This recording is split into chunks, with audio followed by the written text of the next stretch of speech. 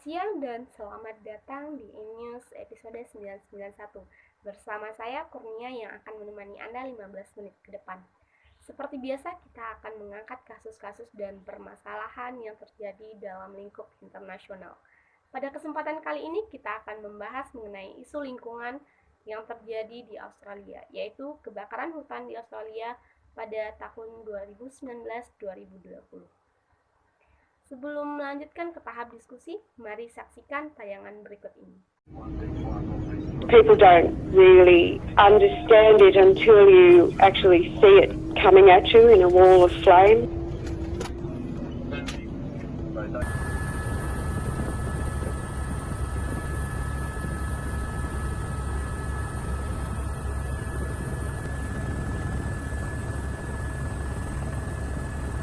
Everything is so dry here, and it's been drying out for 2 years, so it's very volatile. And of course we have the eucalyptus, which is in the air. It's volatile too, so it just explodes. It's very, very terrifying. The fire still came at us, even though we were very well prepared. There was over 200 firefighters here from various areas. Baik, kita lanjutkan untuk sesi diskusi kita pada siang hari ini. Untuk membahas secara lebih rinci, kami menghadirkan narasumber yang akan membahas kasus ini dari bidang keilmuan yang terkait. Langsung saja kita sambut narasumber kita, Ibu Lisa. Selamat siang Ibu, selamat bergabung dengan kami dan terima kasih sudah berkenan hadir bersama kami dalam E-News episode 991. Mungkin untuk mempersingkat waktu, saya akan mulai dari sebuah pernyataan dan kemudian saya lanjutkan dengan pertanyaan. Seperti yang kita akan perbincangkan hari ini, yaitu terkait kebakaran hutan yang terjadi di Australia pada tahun 2019-2020, di mana berdasarkan laporan yang ada, kebanyakan yang terjadi didorong oleh berbagai faktor. Kebakaran yang terjadi didorong oleh berbagai faktor. Namun, yang menjadikan ini cukup menarik adanya pernyataan bahwa kebakaran ini menjadi bentuk kelalaian pemerintah, karena sebelumnya sudah ada prediksi bahwa kebakaran akan terjadi. Jadi pertanyaan dari kami, sebenarnya dalam kasus ini siapa yang bisa kita minta pertanggungjawabannya atau siapa yang berhak kita cap sebagai pelaku atas kebakaran hutan yang terjadi di Australia ini. Baik, waktu dan layar saya berikan kepada Ibu Lisa. Oke, terima kasih untuk kesempatannya. Selamat siang teman-teman di studio dan selamat siang teman-teman di rumah yang menyaksikan.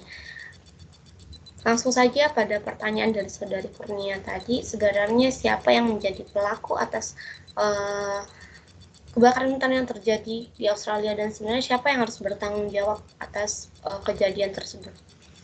Jika kita lihat dari kasus kebakaran hutan di Australia, memang sangat banyak faktor yang mendasarinya. Dan ini faktor-faktornya nanti kita akan bahas di diskusi selanjutnya secara bertahap ya. Jadi saya akan mengawali penjelasan saya terkait dengan pemahaman konsep pelaku atau siapa yang harus bertanggung jawab. Hal ini saya rangkum atau saya pelajari dari tulisan Rob White yang berjudul Transnational Environmental Crime, di mana jika kita pahami melalui perspektif sistemik, maka yang bertanggung jawab akan suatu kerusakan lingkungan yaitu tergantung pada tingkat abstraksi yang diterapkan. Maksudnya di sini yaitu kita harus menjelaskan siapa yang bertanggung jawab itu melalui pertimbangan-pertimbangan dan identifikasi terkait dengan situasi dan permasalahannya. Jadi melalui perspektif sistemik ada 5 aktor yang dapat bertanggung jawab dalam suatu kerusakan lingkungan. Yang pertama yaitu manusia, di mana manusia adalah agen utama yang menyebabkan kerusakan lingkungan atau dalam hal ini kebakaran hutan. Yang kedua yaitu teknologi, yang ketiga populasi. Biasanya permasalahan itu terkait dengan overpopulasi di mana bumi sudah tidak sanggup lagi menampung makhluk-makhluk yang sudah berlebihan. Yang keempat yaitu ada kapitalisme, di mana adanya tren ekonomi politik dunia yang dianggap dapat menyebabkan degradasi dan transformasi lingkungan. Yang kelima yaitu perusahaan, khususnya perusahaan transnasional. Nah, kembali kepada kasus kebakaran hutan di Australia. Jadi siapa sebenarnya yang bertanggung jawab terkait dengan kasus ini? secara umum saya dapat berpendapat bahwa setiap pihak atau semua pihak bertanggung jawab atas kebakaran ini. Seperti yang kita pahami bahwa seperti masyarakat, pemerintah, perusahaan, dan teknologi yang ada di sana juga mempengaruhi atau menjadi faktor yang menyebabkan kebakaran hutan ini terjadi atau semakin parah. Misalnya pembuangan puntung rokok sembarangan jika dari sisi masyarakatnya, jika dari sisi pemerintah, yaitu kita bisa sepakat dengan yang disampaikan oleh saudari Kurnia tadi bahwa sebenarnya ada kelalaian pemerintah. Salah satu buktinya itu kelalaian pemerintah dalam menyediakan sistem mitigasi bencana yang baik. Tidak adanya keseriusan pemerintah Australia, misalnya dalam mempersiapkan sistem mitigasi bencana yang terkonfirmasi lewat penggunaan teknologi, di mana dibuktikan bahwa masyarakat Australia ini masih menggunakan teknologi untuk alarm kebakaran itu masih terbilang kuno. Jadi di sini pemerintah dibutuhkan untuk memperbaiki sistem tersebut. Jadi di sini kemudian faktor lain yang bisa kita lihat yaitu faktor alam, perubahan iklim, pemanasan global. Tapi pada akhirnya secara keseluruhan seperti yang kita bahas dari kelima aktor yang terlibat tadi, manusia tetap menjadi aktor yang paling bertanggung jawab karena semua yang terjadi tidak lepas dari aktivitas manusia di muka bumi. Jadi begitu ya Mbak, kita bisa lihat bahwa manusialah yang menjadi yang bertanggung jawab. Itu jawaban saya untuk pertanyaan. Jadi itu penjelasan saya untuk pertanyaan pertama. Saya kembalikan kepada saudari Kurnia. Baik, terima kasih untuk Lisa yang sudah menjawab pertanyaan kita dengan sangat komprehensif dan mudah dimengerti. Kemudian pertanyaan lanjutan yaitu terkait dengan fenomena kebakaran ini, di mana tadi disebutkan bahwa sebenarnya ada faktor alam, di mana faktor alam ini pada dasarnya adalah yang tidak bisa dikendalikan manusia. Jadi sebenarnya apa memang manusia tidak memiliki campur tangan atas fenomena alam yang terjadi yang kemudian menyebabkan kebakaran di Australia? Begitu pertanyaannya Ibu, mungkin bisa dijawab. Terima kasih. Terima kasih untuk pertanyaan keduanya ini. Jadi ini berkaitan ya dengan penjelasan saya di awal tadi, di mana faktor alam memang menjadi salah satu penyebab kebakaran hutan di Australia. Salah satunya itu perubahan iklim, di mana perubahan iklim ini sudah dianggap oleh masyarakat dunia sebagai ancaman yang cukup serius bagi bumi saat ini. Nah, jadi sebenarnya manusia dan perubahan iklim adalah dua hal yang tidak terpisahkan. Jadi di mana tadi manusia menjadi aktor utama dalam kerusakan lingkungan, di sini perubahan iklim yang terjadi juga tidak terlepas dari peran manusia. Sekalipun dikatakan faktor alam ini tidak bisa dikendalikan oleh manusia, tapi manusia tetap berperan di dalamnya. Jika perubahan iklim adalah alami, maka yang dapat dilakukan manusia atau khususnya pemerintah adalah mencoba untuk beradaptasi dengan keadaan yang berubah sebaik mungkin. Karena perubahan tidak dapat dihindari dan tidak dapat disalahkan, sehingga pemerintahan atau lembaga yang tidak dianggap sebagai penyebab masalah tetap memiliki peran dalam permasalahan yang ada. Jika aktivitas manusia ditemukan sebagai asal mula perubahan iklim ya, maka ini menyiratkan bahwa sebenarnya perubahan yang diperlukan itu terkait dengan model produksi yang dominan yang menjadi aktivitas masyarakat di dunia. Misalnya pola produksi dan konsumsi global, di mana menampilkan selera energi yang tak terpuaskan. Nah, inilah yang kemudian harus dibenarkan, yaitu misalnya seperti penggunaan sumber energi yang lebih baik dan tidak melakukan konsumsi global yang berlebihan.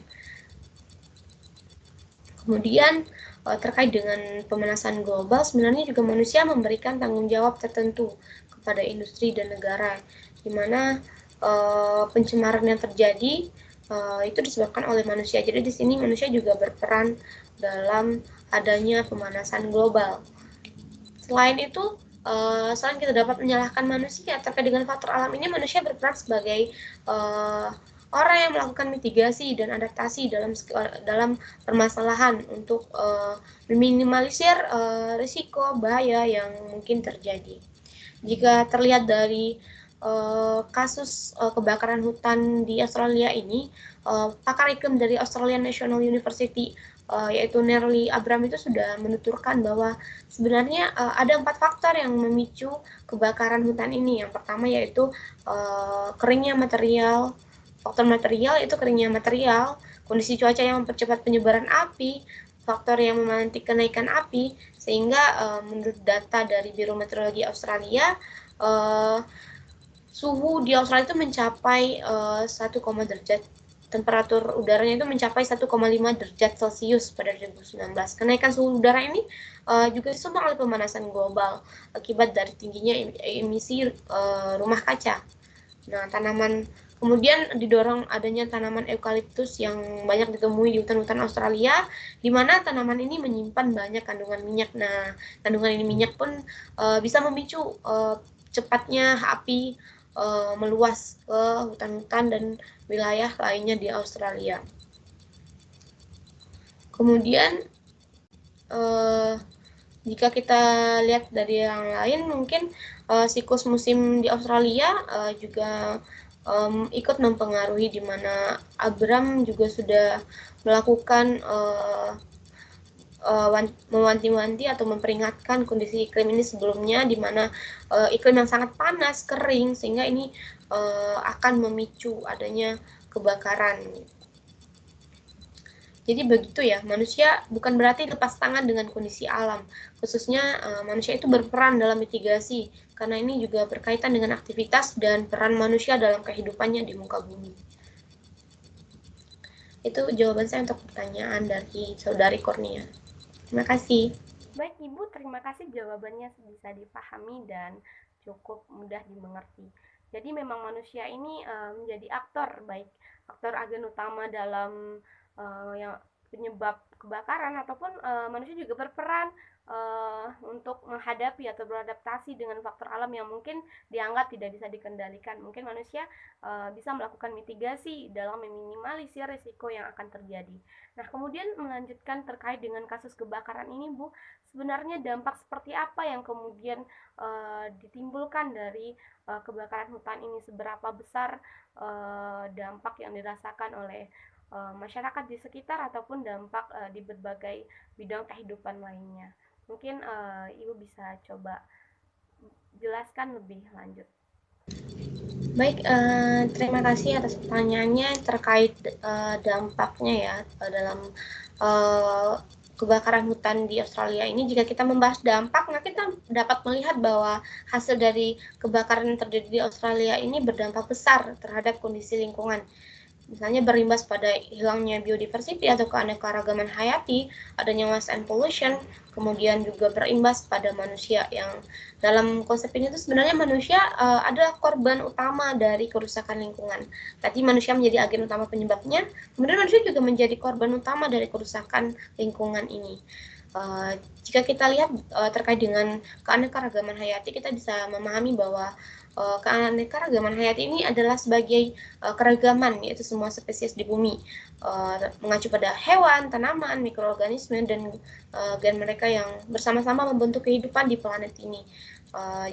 Selain itu juga mencakup ekosistem terestrial, laut, air tawar, di mana spesies ini menjadi bagian dari ekosistem. Kemudian kita bisa mengidentifikasi terkait dengan kasus kebakaran hutan di Australia ini, di mana dalam peristiwa ini berdasarkan data dari Kementerian Lingkungan Hidup dan Kehutanan RI, bahwa hampir dari 1,5 miliar satwa termasuk reptil, mamalia, dan burung mati dalam keadaan yang mengenaskan dalam kebakaran hutan yang terjadi di Australia. Bahkan 8.000 koala yang menjadi satwa liar Australia juga terancam musnah. Kemudian terkait dengan korban utamanya yaitu manusia, di mana sejak kebakaran yang terjadi pada tahun 2019, CNN Indonesia melaporkan pada Januari 2020 kebakaran menghanguskan lebih dari, kalau saya tidak salah itu lebih dari 10 juta hektar lahan di 6 negara bagian Australia. Kemudian 27 orang tewas, lebih dari 1.000 rumah dan bangunan hangus, Nah, kemudian ini tentu akan berpengaruh terhadap keberlangsungan hidup manusia. Kehidupan manusia akan terganggu, manusia akan trauma, generasi masa depan juga akan terancam kehidupannya, dan kemudian juga berdampak pada kehidupan ekonomi di mana kebakaran ini akan membuat kehidupan masyarakat berubah dari kondisi yang sebelumnya. Selain itu, kebakaran hutan yang dalam skala besar yang terjadi di Australia ini memberikan dampak yang besar terkait polusi, di mana kebakaran hutan menyumbang karbon dioksida dan gas rumah kaca. Buktinya, kebakaran ini diperkirakan sekitar 350 juta metrik ton karbon dioksida dilepaskan dalam kurun waktu 3 bulan. Ini cukup miris ya, karena untuk membersihkan karbon dioksida sebesar itu dibutuhkan waktu lebih dari seabad untuk penyerapan karbon dioksida tersebut. Padahal untuk penyebaran itu hanya 3 bulan, jadi ini permasalahan yang cukup sulit untuk diatasi. Jadi kita bisa lihat bahwa betapa parahnya dampak yang dihasilkan fenomena kebakaran yang terjadi di Australia ini. Tidak hanya di wilayah Australia, tapi juga ini akan berdampak pada masyarakat internasional lainnya. Begitu. Dan yang menjadi korban tentunya manusia. Begitu ya penjelasan dari saya. Jadi saya kembalikan kepada Saudari Kurnia. Baik Ibu, terima kasih sudah berkenan hadir di acara News episode 991 dan semoga ilmu yang Ibu berikan bermanfaat bagi kami semua. Baik, kita sudah berada di penghujung acara. Izinkan saya untuk menutup acara ini. Saya, Kurnia, sebagai presenter hari ini pamit undur diri. Selamat siang dan selamat beraktivitas kembali.